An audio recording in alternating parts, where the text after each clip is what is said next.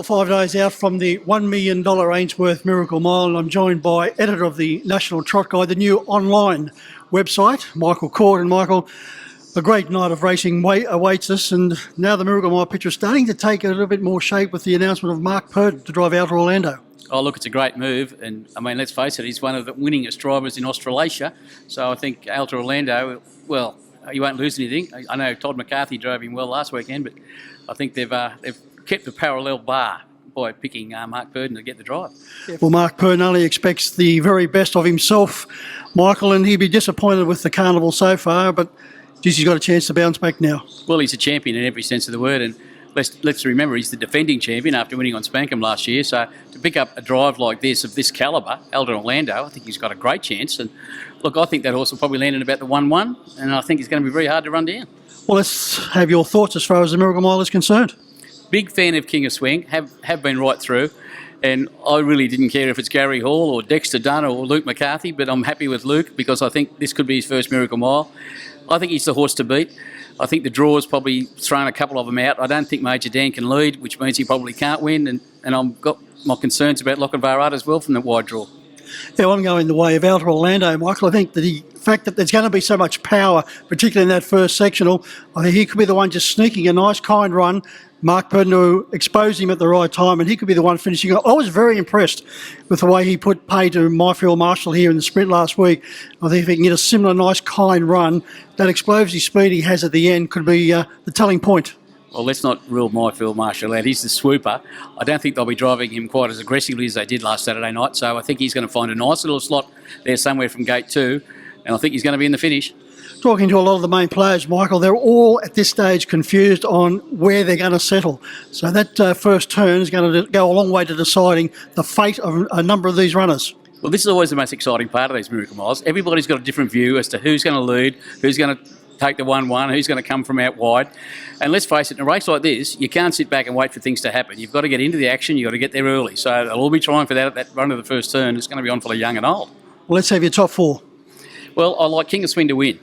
I've got My Field Marshall in for second, Ultra Orlando, and I put Lochinvar Art in for 4th with some reservations. Yeah, I'm going the way of Outer Orlando, as I've already mentioned. Over the stablemate, King of Swing. I do think King of Swing, if he does lead, and at this stage that seems to be the plan, he'll be very hard to run down. You very rarely see Luke McCarthy lead and not get the biscuit. So King of Swing in for second. My Field Marshall, I think he has to go in. He's perfectly drawn. He's now peaking. Tim Butter's delighted with his progress. And I think AG's White Sox with a kind 3-peg run may be the one that's going to put some value into the exotics. But they're my top 4. Lochinvar Art, he's been able to bully his rivals in his age group in taking out the 2 big races, the Bonanza and the Chariots of Fire. He's up against the big boys. I don't think he's going to be the same bully, as they say, a bully out-bullying a bully. I don't think it'll happen this time around. Well, listening to Luke, they've got nothing but respect for the horse. He said this horse is going to be a superstar. But, yeah, as you say, they've thrown him in the deep end. You don't get many options. You've got to go take the Miracle Mile when you get the opportunity. So, you know, he's a great horse. He's going to be a great horse. But whether he can win this one, big ask. Well, it's going to be a great race. And so too the Group 1 New South Wales Derby. How do you see that race? I've actually got a smoker here. I was really impressed with the run of Perfect Stride last weekend. And I know he found the lead probably a little bit earlier than you expected, or easier than expected, but I just think he's going to be good odds. Cameron Hart's got the drive, and I just think he's a superstar of the future. And I think he's my top pick at this stage. Yeah, I think Anthony Butt holds the key. I'm going for the stablemate line-up. His run here the other day I thought was superb. They absolutely dawdled the first 1,600 metres of the race, then zipped home in 26 and change final sectionals. And line-up was finding the line very strongly behind Pacifico Dream. I thought the stablemate Perfect Stride was the danger. So I think Anthony Butt holds the key. Oh, I've no doubt about that, having the 2 runners, and he's obviously chose to drive the Victoria Derby winner line-up, and he's definitely the horse to beat. And I threw Pacifico Dream in for my 3rd.